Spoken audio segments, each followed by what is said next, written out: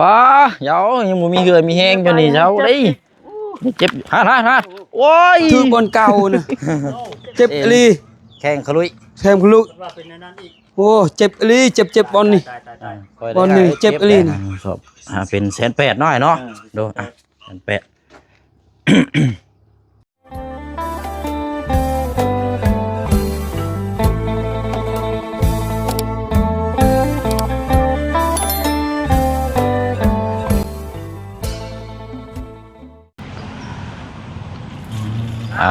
หายน้ำเนาะ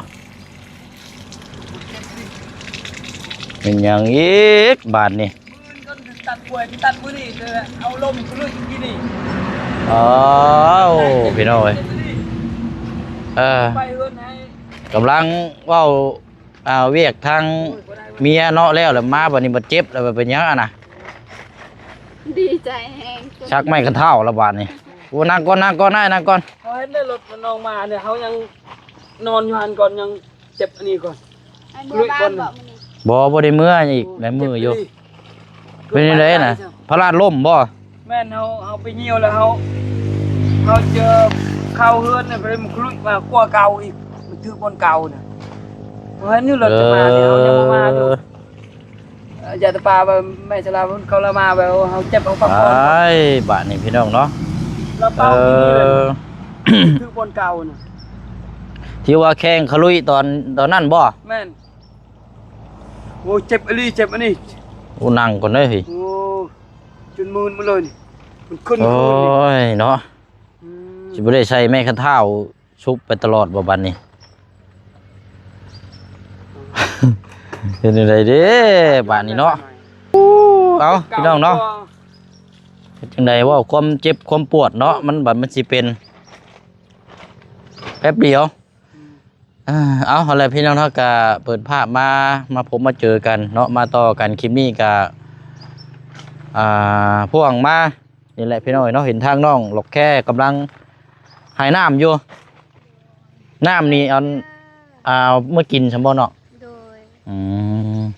ถือว่ายังเอาน้ำแบบธรรมชาตินี่อยู่เนาะน้ำประปาก็เอาไว้ใส่เนาะเอาพี่น้องเนาะสบายดีแล้วพี่น้องเด้อเนาะบทสุคนว่าสิพามาถามเจ้าแล้วที่ว่านัดกับไอ้เราซื้อทานเมื่อวานนี่แล้วบอกเราไว้นะเพื่อนเราอยู่ใช่นะไปบอกกันนะบ่ได้แม่นอยู่เตาทานพุ่นบ่แม่นเราไว้อยู่เพื่อนแหละเราไว้อยู่เพื่อนเราบ่มาจะเดี๋ยวย่างไปเบิ่งเนาะแต่ว่าเจ้าสิย่างได้อยู่บ่วันนี้นะได้อยู่ค่อยไปเอาจับไม้อันนี้ได้ไปเด้อก็เจ็บนะพอหาไม้ดีๆเนี่ยไปยังมันยันว่านั่นได้บ่คือมีตะปูแท้นะแต่ละมือเอาจะไปบังล่มใช้มือหันเอาอีกแล้วนี่มึงเนี่ยเอาจะไปบังกล้วยมืออื่นเอาตับมือเธอมือบ่เอาจังใดก็ได้หรอกอันนั้นน่ะว่าเฮาบ่ได้ซีเรียสหรอกบอกเอาจะไปบังอยู่สวนบังกล้วยมืออื่นล่ะใส่รถจักรไปบังแกกันล่ะเอาตัดเมียนอันนี้บังมืออื่นไปบังกล้วยนะมื้อใดแล้วแต่เจ้าอ้ายเฮาบ่ได้อันนั้นหรอกเฮาบ่ได้มื้อใดมื้อจะบอกดอกโอ้ยชาติเราพี่น้องเนาะนี่ทำเบิ่งเรานี่จนเอาไปบ่ได้เลยกินนี่โกยเลยฮะตะเปากะไปอะไรโอ้ยเนาะเอามาก่อนเอาต่อลงแน่ตะปูนะกว้าวน้ำหลัดอันเถื่อกูนึงเบะมีอะไรสิมาหามื้อบ่ได้ยังมาเจ็บนี่ก็พอแห้งแล้วนี่เนาะพุ่นให้แม่สลาเปล่าใบไม้ตกอยู่ตามทางเลยเนาะโอ้ยเจ็บแห้งกว่าเก่าอีกฮะเจ็บแห้งกว่าเก่าอีกเดี๋ยวนี้ได้สิย่างได้อยู่บ่ซะได้อยู่คอยไปได้อยู่โอ้เจ็บริมทุกคืนวันนี้มันสิปีนแบบนี้น่ะนี่เอ็นมันพลิกเด้โอ้ยนี่ได้สักคันมาบ่จังหวะไปบ่ได้กันไปบ่ได้น้องไปส่งให้ก็ได้ได้ดอกให้น้องหลอกแค่พาไปก็ได้นะบอกได้ดอกไปได้ดอกไปซะเนาะบ่แท้ได้เอ้ยล้มลงเลยเอาโจมบ่ได้เฮายังบ่มีแฮงอยู่นี่น้องแดงไปบ่ได้ดอกอันนี้ไกลๆนี่ได้ดอกโอเคเอาน้องเดี๋ยวมาเด้อโอ้ยจะไปไม้ตัวนี้บ่ปะแลบใช้ไปทางใดป้าลัดไปนี่แหละไปทางนี้โอ้ยเนาะแม่ อ้ชลาบ่พุ่นรถมาเลยมาเฮาพักผ่อนก็เลยบ่ได้เลยเจ็บอีหลีโอ้ ป้าเดี๋ยวยังบ่มีเหือมีแห้งอยู่นี่เจ้าเด้เจ็บฮะโอ้ยคอยดีกว่าเลยย่างไว้แท้ ทีนี้โอ้เจ็บอีหลี โอ้ นี่ใครๆเลยโอ้ย อันนี้ไม่เราเตรียมขมังไว้เลยพี่น้องแล้วย่านล่มอันนี้บ่แม่นไว้ถือไว้กันอันนี้เลย ไอ้เด้อเมียมากับเมียบ่มาเมียบ่มื้อนี่ให้เจ็บอีก อื เจ็บ ม น้อยเนาะ โอ้ยเนาะเด้อเขาดิมๆเนาะรถใหญ่ครับ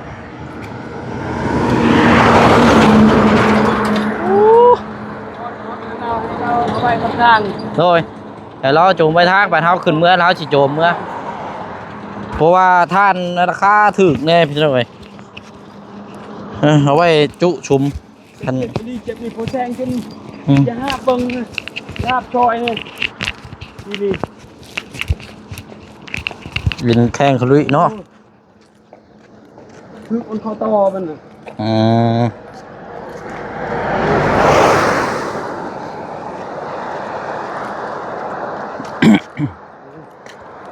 ลื่นไปเลย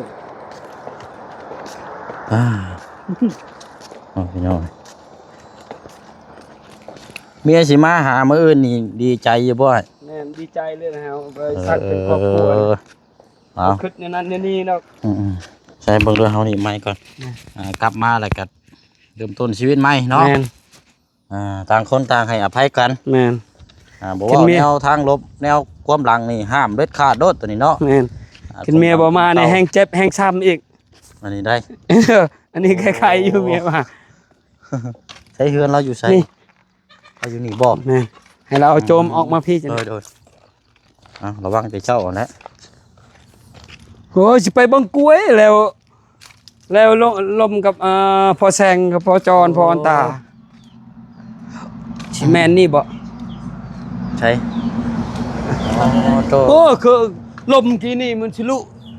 ถึกบนเก่านะเจ็บอีหลี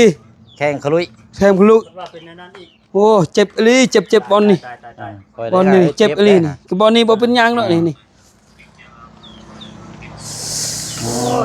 อ๋อ แค่นั้นแหละให้จอเอาไว้บนทางไหนคมเนาะ เอาตัวใหญ่นี้เลยเนาะ อืม เท่าไรชาเจ้าชายขายเท่าไรไอ้ ตัวใหญ่ยันให้ใช้เป่าน้อยให้ได้อยู่3เป่าได้มันง่ายดีแล้วตัวใหญ่เลย เอาตัวใหญ่นี่ ชอบ ใส่ตัวใหญ่เลย สอบเท่าไรซะตัวใหญ่ 3เป่าก็ถึงอยู่90เนาะ แล้วขบวนใครบอกว่าตัวใหญ่แล้วเราสลบกับตัวน้อยเป็น3เป่า เออ บ่มีเป่าน้อยบ่คม เป่าน้อยหมดอัน มันหมดแล้วสิใส่เป่าใหญ่เนาะ เออ เอาใหญ่นี่ตกสอบเท่าไรซะ สอบ90 สอบ90,000 ก็เลยรวมมาก็ใส่เป่าน้อยก็3เป่า อันนี้นั่น45ไอ้เท่าไรก่อนเจ้าว่าน่ะ30 เออ 30 90 เท่ากับ เท่ากับเป่านั้นเป่าเดียว แม่น3 9 27เนาะ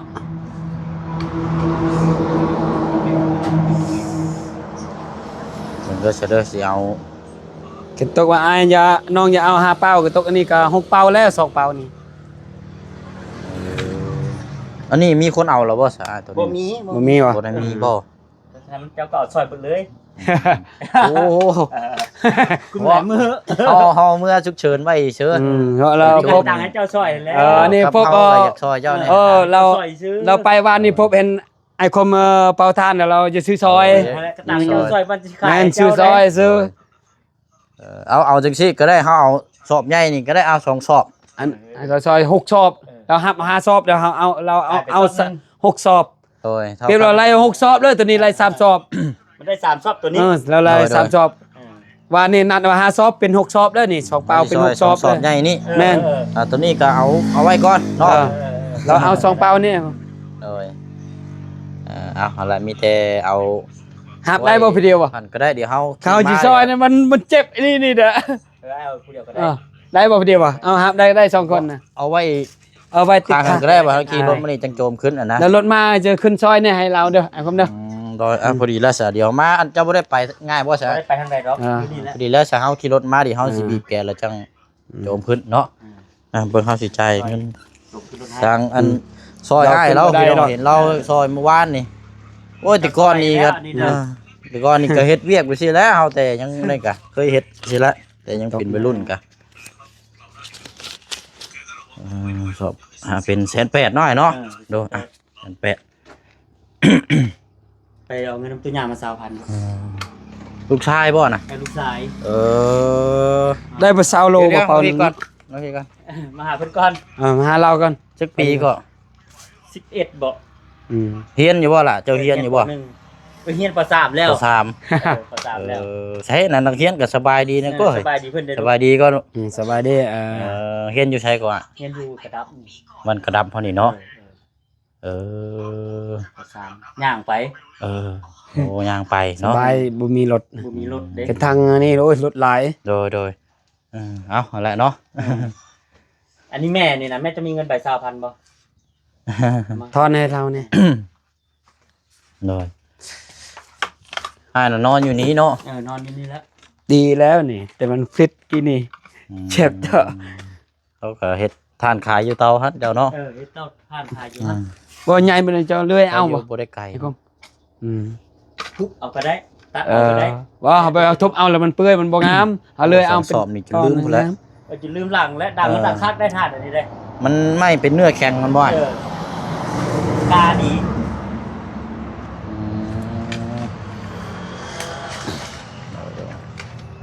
ก็ ต้นเติบเลยเนาะเอาเลยเนาะมันหลาย แล้ เนาะ ว ได้เป็นเดือนบ่บ่ฮอดเนาะ กลัว โอ้ ค่อยใส่ทาน เอาบ่ได้ แก๊ส บ่แก๊สก็มีทานก็มีแต่ว่าเฮาคือเฮาว่าเฮา ปิ้งจีแล้วเนาะ ปิ้งจีอยู่เฮ็ดแต่ว่าบ่ได้คอยแต่ว่าหลักๆเลยก็คืออยากซอยอ้ายเราหั่นแหละ แม่น เฮาอยากซอยทางอ้าย แม่ เพิ่ น น ซอยเพิ่นพบปานนี่ เฮ็ดงานเนาะ แม่ เอา เอ้ย ใจ เอาล่ะมาพี่เจ้าบัดนี้ ออกเลยบ่ไปออกได้บ่ ไปออกได้ ได้อ่ะ เอาเดี๋ยวน้าบ่าวเอาเงินให้ไปค่าขนมไปโรงเรียนเด้อเอาลูกเอา เอาตั้งใจเรียนเด้อเอาเสื้อพังพ่อแม่ได้ตู้เด้อ พบหมู่บ้านนี้แล้วเรามาซื้อซอยน้ำไม้คมแล้วเอาไว้ทางแล้ว กระเทียมมันแล้วก็เอาขึ้นให้ โดยโดย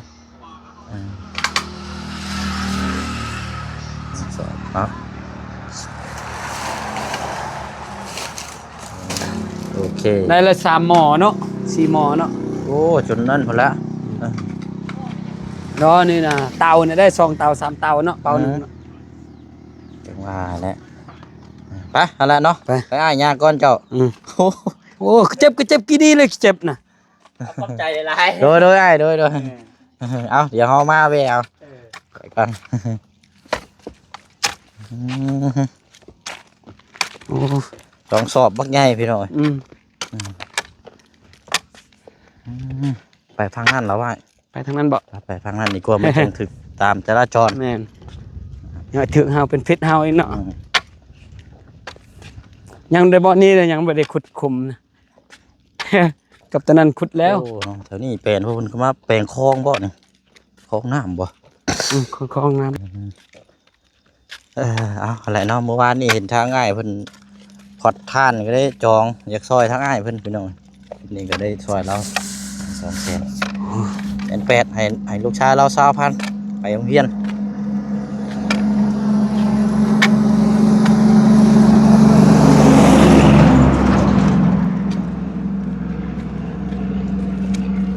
ใกล้แล้วหรอว่า ชื่อได้อยู่ค่อยไป ว่า แม่นมันฮู้อยู่บ่อนเจ็บนี่มันจะเฮ็ดบ่อนเจ็บนี่แหละ ฮะ เพราะมันฮู้แล้วบ่อนเจ็บมันจะเฮ็ดบ่อนเจ็บนี่แหละ บ่ แม่น บ่อนอื่นบ่ได้เฮ็ดเจ็บรถไฟน่ะรถน้องไส้บ่ จังว่าจักรถผู้ใด รถจักรรถพ่อน้องไส้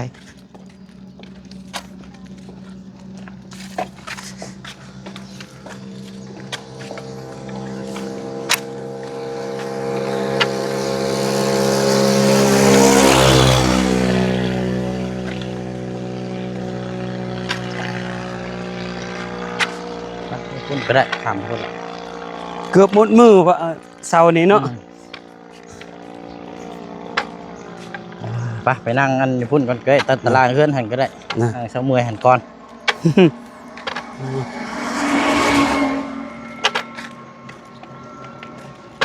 โอ้เนาะสัญญาณเกินที่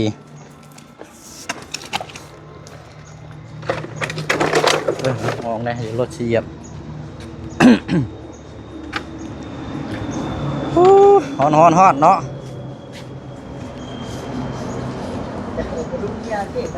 เพิ่นไปนั่งนี่ก็ได้เนาะ นั่งนี่แหละจังหน่อยก่อนนั่งเช้าเมื่อยก่อน นี่บนนี่เฮาลมน่ะบนนี่ เนาะเอาเป็นยังไงเด้ทางประตูเนาะเบียประตูเด้อฮ้อนได้มื้อนี้ก็เนาะฮ้อนแห้งอากาศฮ้อนเอา แต่เฮ็ดแล้ว เพราะว่าฝนตกกินนี่ก็ตกแต่ว่าตกก็บ่แห้งตกบ่หลาย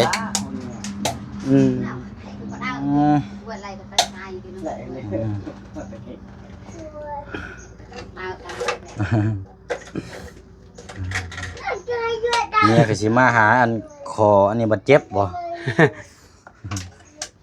นั่งเล่นนำเขานี่ไปเหี่ยวไปถ่ายลุกบนนี้อีกมันฮู้บอลเจ็บเก่าแฮงเจ็บอีกแฮงซ้ำอีก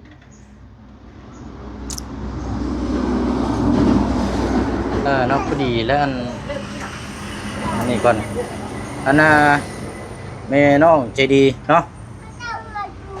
ตะกี้นะตอนกี้เฮาว่าสิบอกผัวเจ้าตอนผัวเจ้าอยู่นะเฮ้ยเบิ่งได้ลูกแล่นรถไปหารถนะฮะรถลายครับ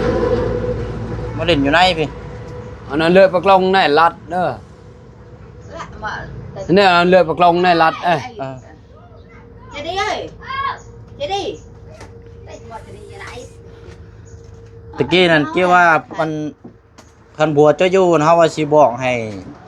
ผัวเจ้าเอาหลังคาเฮ็ดมุงเสาไว้มุงไว้ซื่อแต่บ่ต้องปกนะ นอนจังประบา โอ้ยมันดอกจักสิได้เฮ็ดยามใดจักสิได้ปลูกยามใดเฮายังบ่ฮู้ตอนนี้มันบ่มีงบเลยก็เลยว่าถ้าว่ามีสังกะสีเก่าหรือว่าสิ่งบ่ใช้ก็อยากเฮ็ดหลังคาขึ้นพอได้มุงนะอ้ายแม่นเฮาได้ฮู้อยู่แต่ว่าเฮาเว้าถึงก่อนหน้านะ ตางยอง บัดนี้ก็แล้ว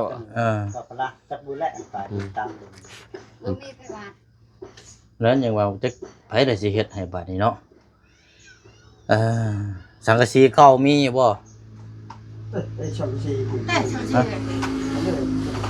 ก้อนทาง ช่วยจังซี่ สังกะสีเก่ามาจัก4แผ่นก็ได้นะบัดไม้เฮาก็จังท่อนขึ้นเอาเนาะเพราะมันกว้าง เพื่อมันพ่นมันแดด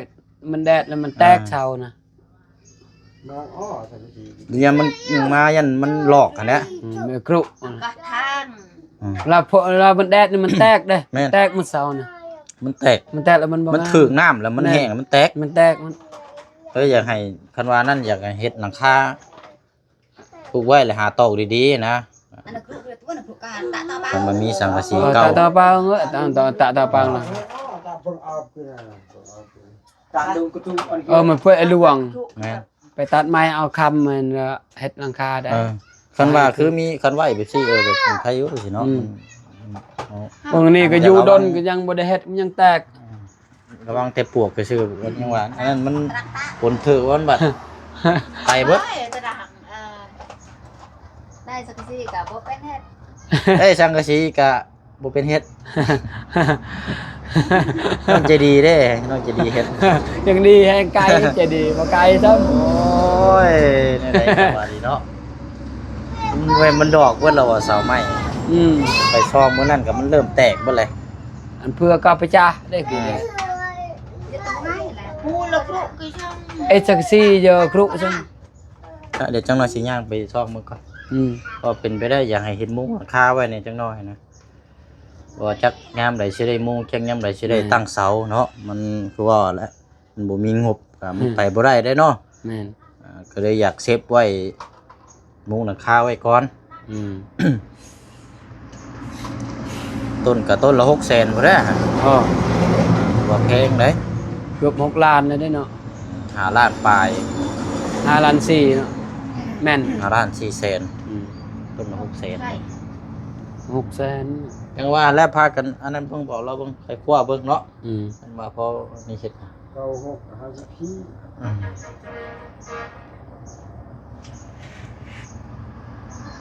ต่อไปผู้หญิงเปรียดเอานั้นจะคลุยอ้าว เอ้ยเนาะเอาได้เนาะสัตว์มีแต่ว่าขอบใจละลายเด้อ เข้าใจ ได้ขอบใจ อืม มื้ออื่นนี่เอามาได้เนาะ แม่น กลับมาก็นี่ได้บาดนี่ก็สิได้บอกกล่าวนํกันอีกจักเล็กจักน้อยเนาะแต่สำหรับทางเฮานี่ก็โอเคแล้วสำเฮามีแต่เฮาซอยเท่าที่เฮาซอยได้นะเฮาก็เด้อกลับมานี่ก็ฮักแพงกันเนาะเริ่มต้นชีวิตใหม่ เฮาคือเก่าแหละ ผัวลูกเมียขยัน ครอบครัวแล้วแม่น ผัวขยันเมียดุคือบนห้องนะมันต้องไปแนวนั้นได้ อืม ผัวขึ้นเมียลงผัวลงเมียขึ้นเนาะอันที่ว่าก็แบบอารมณ์มันนะมันต้องประมาณนั้นเนาะฉะนั้นโอ้บ่ได้เด้ นั่นน่ะบอกเมีย สิ เฮา ได้ นี่ พากันหอบไปอีกแล้วหอบลูกหอบเต้าอีกแล้ว เฮาบอกเมียเฮาบุญแล้วเรา เออ มาส่งมาซอยในนั้นในนี่ขึ้นไปรถจักรโอ้ทุกข์เฮาแล้วเดี๋ยวนี้ยังบ่กลับซ้ำยังบ่กลับไปรถจักรคอยไปให้แต่กินเหล้า มันอันนั้นช่วงนี้เฮางานรับผิดชอบเฮาบ่ค่อยมีปานใดก็เลย นั่น ช่วย น่ะ ได้ช่วงนี้ เฮาบอกเมียเฮาเจ้าบ่ได้สงสารเบิ่งเขานะเขาแพงเขาสงสารเฮาเอาใจเขาไป เฮาอยากซอยให้คุณเจ้ากลับมาอยู่นํกันนี่แล้ว เลยขอบใจนั่นเนาะ กลับมาอยู่นำ เอา กัน จะบอกอยู่เมียเฮามา เต้าว่ายังน้อยๆกำลังหักแพงเนาะ เอาเมียเฮามามื้ออื่นมือเฮา เหมือนว่าลอกปลาห้างปลาติ่มกันไปนั่นเอาผัวใหม่เมียใหม่ลูกหั่นติบาดนี้ ลูกบ่จักหยังเนาะ พลังใหญ่ประเดี๋ยวสร้างใหม่ก็แห้งอีกอย่างไร ไอ้ผัวใหม่เขาบ่ได้แพงคือ โอ้ พ่อแท้ได้ ได้แพงแล้ว อืม เป็นลูกคำพาและลูกเนาะ แน่นอน เอาผัวใหม่เนาะ แนวแล้ว เอาผัวใหม่กับพ่อใหม่เราบ่ได้สนใจแล้วลูกเหมือนลูกเราเนาะ ได้ลูกเพิ่นก็แพงลูกเพิ่นพุ่นละ แม่จะเฮาทุกข์อันนี้เอาคิดฮอดลูก ครับเนาะดีละ อื้อ เดี๋ยวว่าไปน้ำกัน2รอบ แต่ละคนก็ปู้เนาะไปรอบนี้สุดท้ายนี่ฝนตกค้ำลงแน่ ไปรถใหญ่2รอบไปรถจักร3รอบเป็น5รอบ เป็น5รอบ แม่ เบิ่ง ครั้ง ไป สุด นำ ท้าย เมี 5รอบพอดีจ โจ บ ดีโดเนาะ เออ พ เอา อดี5เทื่อเนาะ 5เทื่อ เจ้าไปขี่รถจักรน่ะ3 3รถใหญ่2 2เนาะ แม่น 5รอบ 5รอบก็6ทั้งไปติเบ็ดอีก6เด้อติเบ็ดเฮาไปเนี่ยนับกันในติเบ็ดไปเนี่ยเป็น6เทื่อไปเลย โดยเอาหั่นแหละเนาะ แม่ กลับมาคืนสู่ภูมิลำเนาเพิ่นห้องเนาะ อืม อันนี้ก็หักเพลงเบิ่งกัน แต่ว่าเมียเจ้าบ่ตนอยู่พี่ก็บ่ค่อยเว้าค่อยปากเนาะเว้าบ่ได้เก่งเลยเฮา เก่ง คนละอย่างกันเลย แม่น ไปพุ่นรถเฮาจนนั่ง โอ้ เบิ่งแบบเฮ้ย คือเขาใส่ตู้เลยเนาะ ปันพายุแล้วแหล้ว เออตุ่มๆแล้วจนเฮา ออกปากบ่ได้เลย เป็นผัวนี่นั่งเบิ่งซื่อ แม่นเฮาก็ยังบ่จักกับเมีย ๆโอ้เว้าเป็นนี่ร้องเงี้ยเจ้านี่ว่าไปพุ่น อืม อยู่พี่นี่คือเห็นแต่เอาแต่ลูก อืม บางคนก็ช่วงชีแบบบ่ค่อยเว้าค่อยจาเหมือนไปเห็นรถพาดโตโอ้คำเว้าจักมาแต่ทางใด เห็นฮอดพุ่นเมียเฮาคือตู้เขาเสียบสายไฟแล้วตุ่มๆโลดที่อยู่พี่เลยเงียบ คืออยู่ป่า คือนอดพุ่นคือเขาเสียบไฟตุ่มๆๆๆโอ้ ปาดเปิดลำโพงเลยวะ แม่ซับก็เปิดลำโพงเลยซับก็เปิดตู้เลยนะ